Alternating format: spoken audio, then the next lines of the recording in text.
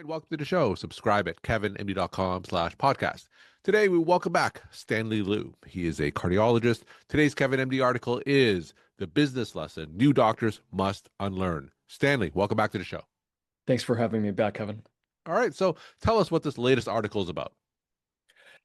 I wrote this article after a residency program director nearby asked me to give a financial talk for his graduating residents at a retreat. Since I practice both as a cardiologist and as a financial planner, I couldn't make the retreat. And so I thought about what really are the lessons that new doctors need to have that they probably did not learn in training. And I thought about something I had learned from Dr. Nneka Unachukwu in her podcast, and I know she's been a guest on Kevin MD as well, talking about entrepreneurship in Yeah. medicine. And one of the concepts that she taught that stuck with me was that you should be CEO of your own business. And while that's certainly true if you're in private practice, it's not often the case that we think about this if we are, say, a resident or Yeah. an employed physician, where that's not the case, where you're really, you know, part of employed hospital staff or employed clinical staff, that kind of thing. And when I started personally applying that mindset to my life, a year or so ago, it really changed a few things. And it's something that I wish I had a chance to learn as a resident or as an early career attending.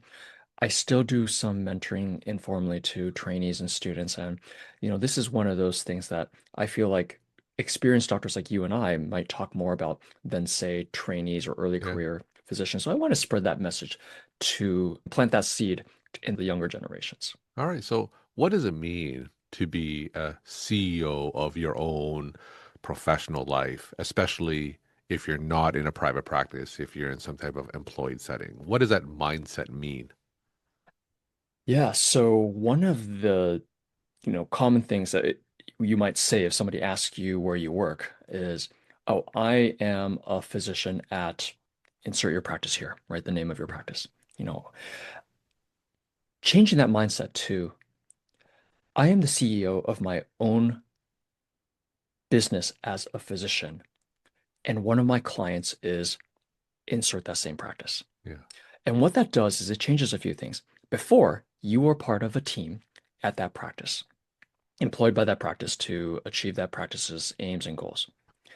Now, you are working to help that team achieve its goals in a way that also benefits your own business in a very win-win situation.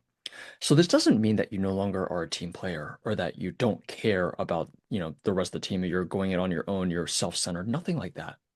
It's simply a mentality that you are dedicated to this team, but you treat your employer as a client rather than your boss who tells you what to do.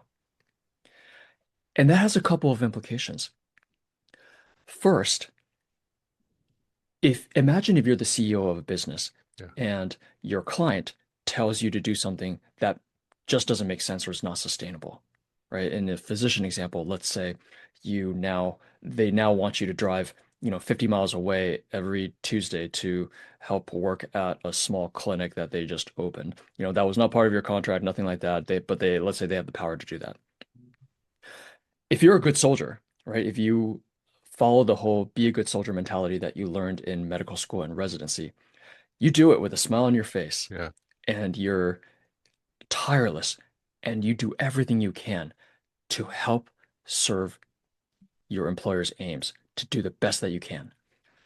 What a CEO would say, "I'm not sure how this arrangement is mutually professionally sustainable. Can we discuss?" And that mentality may be very uncomfortable for a lot of physicians, especially since as residents, as fellows, even early career attendees, we're used to doing what we're told. Yeah. You hear that phrase all the time, being a good soldier. But imagine if it were the other way around. If there was something that your employer was not happy about with how you were doing things, would they hesitate to talk to you about that? And so the idea is to adopt a more two-way relationship, a more win-win relationship, so that you can find something that works sustainably for the benefit of both parties. That's one of the major implications. Now, for those who aren't physicians who may be listening to this, you talk about that good soldier mentality, and that's something I completely agree with you on. Even just getting into medical school, you just have to follow rules and do what you're told, or else you won't even get in. And the same goes for progressing through clinical rotations, internship, residency, fellowship, right? So, talk more about that good soldier mentality that's really ingrained into a lot of young physicians today and how difficult that is to break. That's a great question. Yeah, so let's take a step back. What are we talking about here? For many physicians, I know this is an unconscious lesson that we've learned. In medical school, when you do your clinical rotations, you are trying to get the highest evaluations possible. Yeah. That means when you are asked to do extra work, to show up early, to stay late, you do not complain. You do it with a smile on your face. When you're a resident, if somebody messed up the schedule and your night shift now bleeds into a long day, you don't complain. You know, Yeah. the best residents don't complain. They keep their chin up, they suck it up, and they do it with a smile on their face, impressing everyone around them until they can collapse in the privacy of their own bedrooms at home.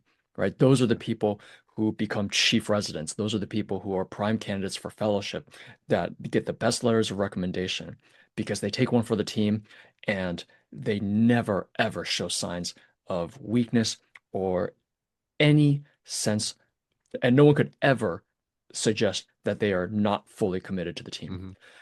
I've actually heard the phrase good soldier, in training. I've even heard it among senior attendings in their 50s. That culture is very much part of medicine. Yeah. And so that can be very hard to both recognize and to unlearn if it's been indoctrinated into you since you were in training. And what are some of the dangers of maintaining that mentality throughout a physician's career? Great question. If you never bring up areas that need improvement in your career or in your workplace settings, things will never get better. That's one. That's from a system standpoint.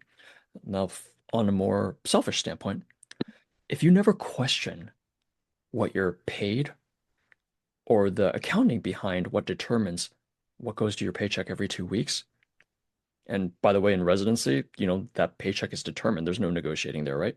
Yeah. But if you never learn to do that, A, you never learn how much you're worth, and B, you'll never get how much you're worth.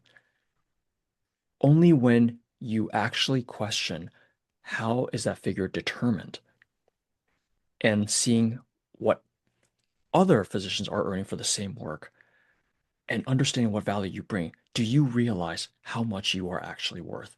And that will help you earn what you make and also get the respect that you deserve. So, this, of course, sounds great, unlearning that good soldier mentality. But from what you've seen, talking to young physicians or your colleagues or even yourself, what does that unlearning look like in a practical sense? Give us an example or a story of a physician who transformed from a good soldier into that CEO mentality. What would that look like? It's a great question. Unfortunately, I don't see it happen frequently enough, but it starts internally. It's really hard to shake off the mindset that you've learned through a decade of training. What I tell people is it starts by saying, just simply changing how you describe yourself. I'm a physician at whatever university, whatever Hmm. clinic, whatever hospital. Change that to, I'm the CEO of my own medical practice. One of my clients is this Hmm. employer. My job is to make sure that I provide the best value for that client, so long as that client reimburses me and rewards me accordingly. And if you start thinking that and applying that mindset to everyday scenarios, let's say there's a minor conflict at work, a minor scheduling snafu, things like that. Ask yourself, how would a CEO react? Now, you don't have to do anything necessarily right now. You don't have to take action. You don't need to do anything rash. But even think about like, how would old good soldier react versus new CEO and see how that feels. What's uncomfortable about it? What's exciting about it? And eventually you can start applying that CEO mentality to the areas where or that are a little lower risk until you feel more comfortable about Mm, doing the bigger things. That's what I've seen people who do this when they do it right. It's usually, let's say, for example, they want to change their clinic schedule to better accommodate, work-life balance, like, yeah. commitments to kids, that kind of thing. People are afraid to ask for accommodations. And so what they do is shift to that CEO mentality and say, hey, I would like to make this more sustainable by changing the clinic hours to this. I can replace that value by doing something else for the employer and then presenting it as a win-win type thing. For example, that's one difference as an example of what you can try to achieve using that CEO mentality. So it sounds like kind of a change in mindset when it comes to negotiation. This is like a negotiating tactic, changing that situation into a win-win. Now, from the perspective of the employers, I'm sure you don't need me to tell you, a lot of employers, a lot of hospital systems like their physicians to be good soldiers. And sometimes if they speak up or if they come at these hospital systems from the perspective of a CEO, that can raise some tensions, right? Between that physician and the administrator. That physician may be labeled as disruptive, perhaps. So tell me what you're seeing for physicians who speak up with that CEO mentality. Do you ever see them come in tension with the powers that be at an academic medical center or a hospital? Kevin, I agree completely. This is not what hospital leaders want or administrators want their physicians to do, right? It's much easier if they're employed physicians toe the line. You have to be smart about it. You have to realize what the climate is and what are potential downsides or blowback. One of the other aspects of this mindset is that you're not necessarily tied to having just one client. Yeah. There's nothing that says you cannot have more than one client. And if if you do not have a situation where your client slash employer is willing to give you the respect that you deserve, ask yourself, are there other clients out there for whom you could better create a win-win relationship? As of the time of our recording, there is a healthcare shortage out there, and that does benefit physicians depending on specialty and location, where that can give you a little bit more power. Now, in my case, I did happen to leave the academic center I was part of because I just could not achieve the win-win relationship that I wanted. And now I have multiple clients, so to speak, where I have negotiated my own win-win contracts with them, and I have my own, and I treat each one as a very, very important client. And they treat me as a very valuable asset or consultant. That works very well. So, for the first thing I would say is you can have more than one client. And if you have more than one client, or you're open to having more than one client, that takes away the power that hospital administrators or leaders have over you. The second thing I would ask is, yes, that may cause some blowback, but how long do you want to spend your career living in fear of retaliation or blowback when there's a whole world out there of different clients that the CEO of as CEO of your business you could work with? And sometimes those other clients don't need to be associated with medicine at all, right? So obviously you're a cardiologist, but then you also do financial planning. And I'm an internal medicine physician. And of course, I do this podcast and my work on Kevin MD. So those other clients doesn't necessarily have to be other clinical jobs. It could be things completely outside of medicine, right?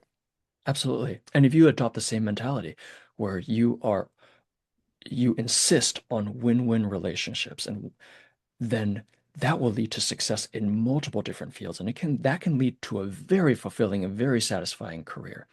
And I want to emphasize that the win-win relationship is not just something you demand of an employer or a client. It's also a responsibility for you to uphold. Let's say you actually have an employer who's wonderful, who treats you wonderfully. You never want to leave this employer.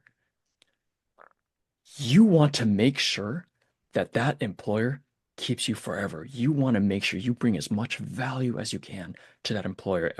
And that's where The grit, the hard work, the work ethic that you learned in residency and medical school is obviously a huge plus. The difference, though, is that you're not being their good soldier. You are owning these skills as part of your brand as the CEO of your business so that they will never be the first ones to let you go. Now, obviously, you and I were established physicians, and you said that you gave this talk to younger physicians or people just coming out of residency or fellowship. Now, how difficult is it for younger physicians who may not have a job lined up and may not be as established as we are? Isn't it more difficult for them to adopt that CEO mentality when they're just starting out? It totally is. Most of us, certainly I did. I don't know about you, but when I started as a first year attending, I certainly had imposter syndrome. To talk about being the CEO of my own business would have been absurd back then. At the same time, many of them don't fully realize how valuable they are. They're coming out of training with the most up-to-date training skill set. They are hungry. They have good work ethics. They are can't wait to get started. They are about to build a practice. They are a wonderful long-term investment. And they don't realize that, and they don't see that from the other side. And so what I first tell younger doctors is, first of all, you need to realize how valuable you are. Don't let anyone tell you that you're less than that or suggest that you're replaceable. And then that's number one. And then step two is if you don't believe it, make it happen. Do something in your first year as attending to bring value that no one else has done, to make yourself valuable. Find a pain point for your client slash employer that you are uniquely positioned to help solve, to help make better, and get started. And then the reality follows the mindset, and that's how you make that transition. We're talking to Stanley Liu. He's a cardiologist, and today's Kevin MD article is The Business Lesson New Doctors Must Unlearn. Stanley, let's end with some take home messages that you want to leave with the Kevin MD audience. The take home is I hope everyone can embrace a different mindset. You are now a CEO of your own business, not somebody else's good soldier. The corollary to that is you don't have an employer. You have a professional client with whom you will only accept a win-win relationship. And once you have that, you will work fiercely to earn it and protect it once you have it. And then finally, you can feel free to work with more than one client. Always keep those options open. Never sign a contract that takes that option away. Kevin, you and I have talked about non-competes as an example of that. Keep that power in your hands so that you will lead a satisfying career with win-win relationships with the clients that you serve who are grateful to have you. Stanley, as always, thank you so much for sharing your perspective and insight, and thanks again for coming back on the show. Thanks so much.